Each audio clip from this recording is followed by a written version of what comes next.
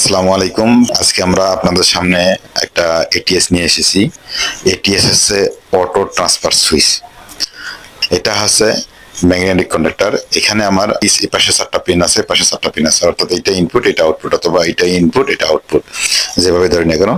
উপরের 4টা এটা হচ্ছে এনসি, এই 4টা এটা হচ্ছে আমার এনসি, নর্মালি ক্লোজ অবস্থায় আছে।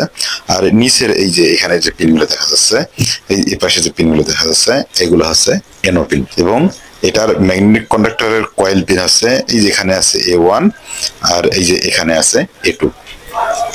তো আমরা এইটার মাধ্যমে আজকে সহজভাবে কানেকশন দেবো। প্রথমে আমরা দুইটা সোর্স নেব, দুইটা সুইচ হিসেবে দুইটা সোর্স ধরছি। একটা ধরবো আমরা পিডিবি, একটা ধরবো জেনারেটর।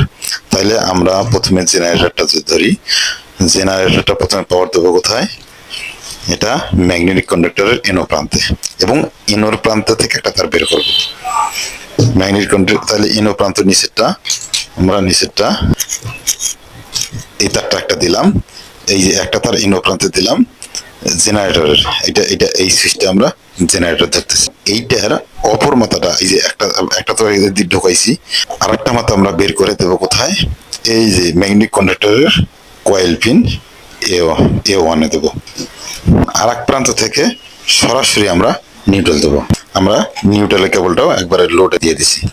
এরপরে আমাদের এইটা কানেকশন এখন আমাদের আছে ম্যাগনেটিক কন্ডাক্টর এনোর আউটপুট প্রান্ত। এখানে এনোর আউটপুট প্রান্ত থেকে একটা তার আসবে ডাইরেক্ট লোডে।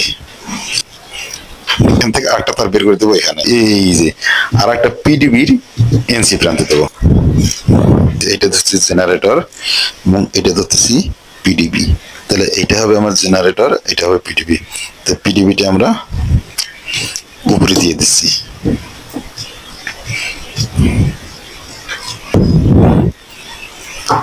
এখন দেখবেন কানেকশনটা আমাদের সম্পূর্ণ হয়েছে। এইটা ধরতেছি জেনারেটর, এই সুইচটাকে ধরতেছি জেনারেটর, এবং এই সুইচটাকে ধরতেছি পিডিবি। এখন আমরা দেখবো, এখন যদি এই যে আমি দিছি কিন্তু কন্ট্যাক্টটা ধরে নেই, দেখেন এই কন্ট্যাক্টটা আমার ধরে নেই। আমার পিডিবি দিছি, পিডিবি দেওয়ার কারণে চলতেছে। আবার আমি এটা অফ করলাম, এখন আমার মনে করেন এই পিডিবি দিছি, পিডিবিটা আমার এখন চলতেছে, কোন কারণে পিডিবি চলে গেছে, বা সুইচ ওই যে ডেস্কের লোক যারা অফ করে দেয় মনে করেন অফ করে দিছে। এখন আমার কারেন্ট যাওয়া মাত্র এখন আমার জেনারেটর চলবে। এই যে জেনারেটর চলছে, মানে এখন একটা টিক্কু শব্দ করছে, অর্থাৎ এটা চলা অবস্থায় এটা আছে।